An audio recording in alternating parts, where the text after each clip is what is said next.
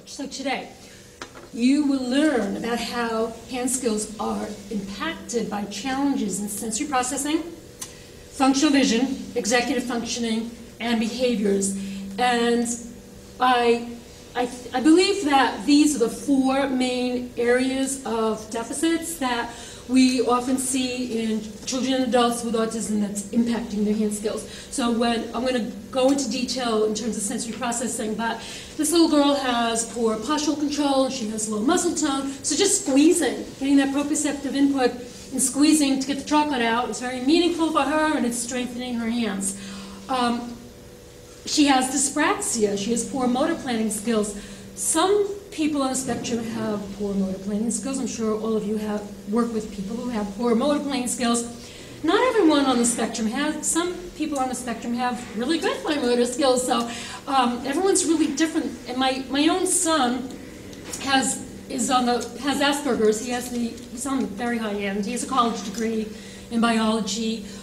He's 29, and he has phenomenal hand skills, really, really good fine motor skills. So not everyone's going to have, but he has some sensory processing issues, but not everyone's going to have dyspraxia. I would never describe my son as having dyspraxia. But here's a demonstration of a strategy that would help someone.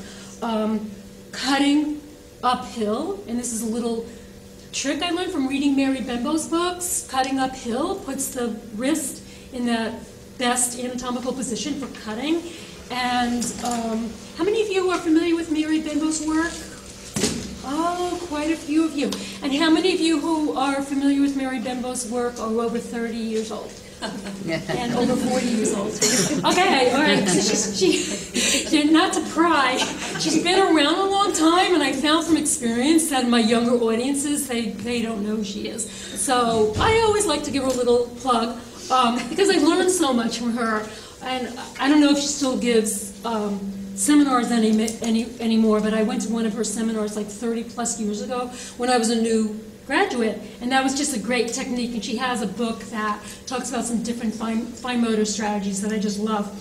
And the young man on the right is a young adult in the program I work in. He likes stringing, but he also has a lot of sensory needs. He really needs proprioceptive input. So I tied together a bunch of men's ties that someone donated, and to pull the ties through the sliced up swimming noodle pieces. They're like rings, but the holes are pretty small, so in order for the ties to go through, or you could use rings, you could use anything you want, but swimming noodles are one option, slicing it up and you get these nice rings.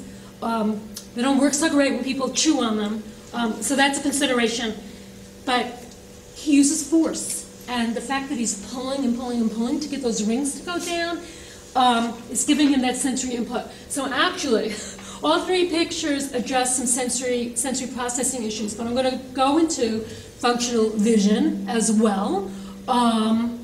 All three of these individuals I know have some functional vision concerns, and then executive functioning very much is a factor when we're looking at hand skills. And then their behaviors. I'm going to talk about that a bit toward the end. We often have to use some type of reinforcement. I like to combine all of these. And I'm going to talk about sensory reinforcement in terms of motivating people to engage in certain functional behaviors that will promote functional hand skills and decrease those other behaviors that aren't promoting the functional hand skills. So today